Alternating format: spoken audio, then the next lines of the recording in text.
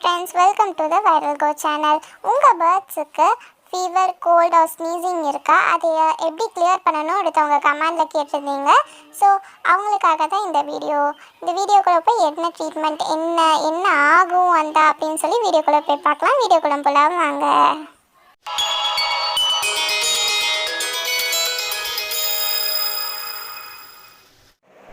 என்னோடய love பேர்டுக்கு cough, sneezing வருது. அதுக்கு என்ன பண்ணலாம் அப்படின்னா, சிம்பிளாக வருது. 1 day 2 days மட்டும்தான் வந்தது. அது கொஞ்ச நேரம் தான் பண்ணுச்சு. அடுத்த நாள் எனக்கு ஒன்றும் பெருசாலாம் இருமல் வரல அப்படின்னா, அதையும் நான் தடுக்கணும். எப்படி என்ன அப்படின்னு கேட்பீங்க இல்லையா? அவங்களுக்கு நீங்கள் கூட்டுவீங்க வீடு இல்லையா? அப்போது அந்த டஸ்ட்டு பொல்யூஷன் டஸ்ட் பறக்கிறனாலையும் அதுக்கு மூக்கில் அடைச்சிருக்கலாம். ஸோ அதனால இரும்பல் வரும். சில பேர் கெமிக்கல் போட்டு வீடை வைப் பண்ணுவீங்க இல்லையா? அப்போ கேஜை பக்கத்தில் வைக்காதீங்க. உங்கள் லவ் பேர்டை கொஞ்சம் அவுட்டோர் க்ளீன் பண்ணும்போது எப்போ பார்த்தாலும் நீங்கள் வீடை க்ளீன் பண்ணாவே உங்கள் பேர்டை வெளியே அவுட்டோரில் வச்சுட்டு நீங்கள் வீடு க்ளீன் பண்ணிவிட்டு அப்புறம் உள்ளே எடுத்து வந்துக்கோங்க. ஸோ அது ரொம்ப சேஃபாக இருக்கும். பேர்ட்ஸுக்கு டிசீஸ் ஃபார்ம் ஆகாது. அதே மாதிரி கேஜ்லேயும் அந்த தேவையில்லாத டஸ்ட்டு, பாக்டீரியாலாம் ஒட்டிக்காது. அதுக்காக தான் சொல்கிறேன். ஓகேங்களா? இல்லை, நான் என்னோடய பேர்டை அவுட்டோரில் தான் நான் வச்சுருக்கேன், அது எப்படி வரும் அப்படின்னு கேட்டிங்கன்னா, அப்போது உங்களோட பேர்டு அதாவது வின்டர் ரெய்னி சீசனில் நார்மலாக வரும்.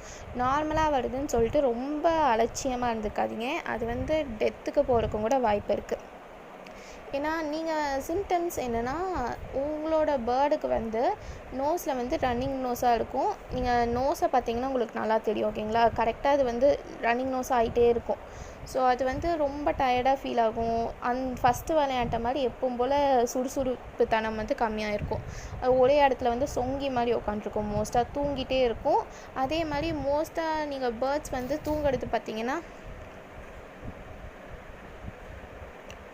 தூங்குறது பார்த்தீங்கன்னா எப்படி தலையை பின்னாடி வச்சுட்டு தான் தூங்கும். இந்த டைமில் தலையை பின்னாடி வச்சு தூங்காது, ஸ்ட்ரெயிட்டாக தான் தூங்கும். ஸோ அதெல்லாம் ஒரு சிம்டம்ஸாக நீங்கள் எடுத்துக்கோங்க.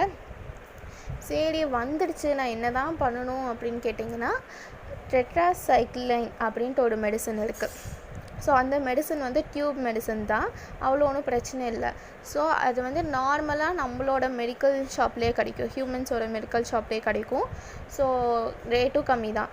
நீங்கள் போய் டியூப் டேப்லெட்னால அந்த டியூப் ஓப்பன் பண்ணிங்கன்னா பவுடர் மட்டும்தான் இருக்கும். அந்த பவுடர் தண்ணிக்குள்ளே மிக்ஸ் பண்ணி வச்சுருங்க.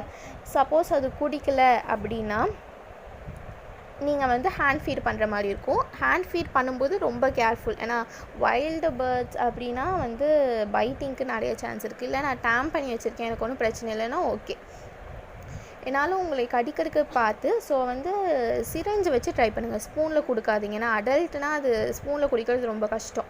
ஸோ தலையை திருப்பிட்டே இருக்கும், என்னால் கொடுக்க முடியாது. ஸோ சிரஞ்சு யூஸ் பண்ணுறது ரொம்ப ஈஸி, என்னால் சிம்பிளும் கூட. கொடுத்துக்கோங்க. என்னால் ஃபோட்டோ ஸ்ட்ரெயிட்டாக கொடுக்க முடியல. ஏன்னா என்னோடய பேர்ட்ஸுக்கு இது மாதிரி எஃபெக்ட் ஆனது இல்லை. அதனால் என்கிட்ட ஃபோட்டோஸ் இல்லை அது மாதிரி. ஸோ என்கிட்ட இருக்க சிம்பிள் ஃபோட்டோஸ் மட்டும்தான் நான் கொடுத்துருப்பேன். அதுக்காக சாரி. இல்லை, இது மாதிரி எனக்கு இல்லை. கோல்டு வந்துச்சுன்னா நான் என் பேர்டை எப்படி நான் வராமல் தடுக்கிறது அப்படிங்கிறது நான் சொல்கிறேன். பார்த்துக்கோங்க.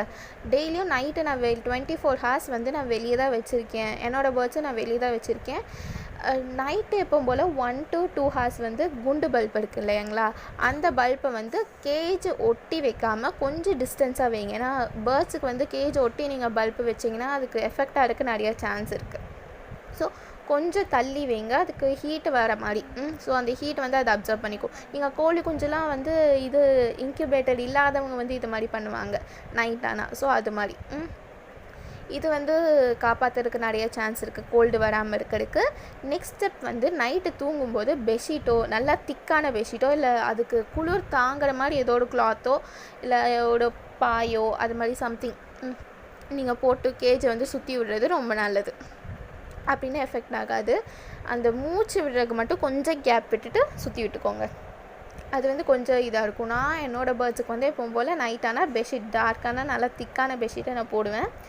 ஸோ அது ஒன்றும் பிரச்சனை இல்லை. அதனால் கோல்டுலாம் வரதுலேருந்து கொஞ்சம் வராது இது மாதிரிலாம் பண்ணிகிட்டு இருந்தீங்கன்னா. அவ்வளோதான். உன்னி வேறு ஏதாச்சுன்னா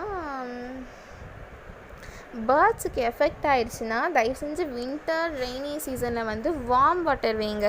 வார்ம் வாட்டர்னால் வந்து தண்ணி நல்லா சூடு பண்ணிட்டு நல்லா என்ன சொல்கிறது, டெம்ப்ரேச்சர் இருக்குங்களே, அதாவது கிளைமேட்டோட இது பொறுத்து அது குடிக்கிற நார்மல் வார்மாக வைங்க. ஓகேங்களா? அப்போ தான் அது குடிக்கிறதுக்கும் நல்லா ஈஸியாக இருக்கும். ஆறிடுச்சுன்னா கூட பிரச்சனை இல்லை. ஸோ அதுக்கு சும்மா பாயில் பண்ணி வச்சிங்கன்னா போதும் வாட்டர். ஏன்னா நல்லா கொதிக்க வச்சிடாதீங்க. பேர்ட்ஸ் குடிக்கிற அளவுக்கு இருக்கணும்.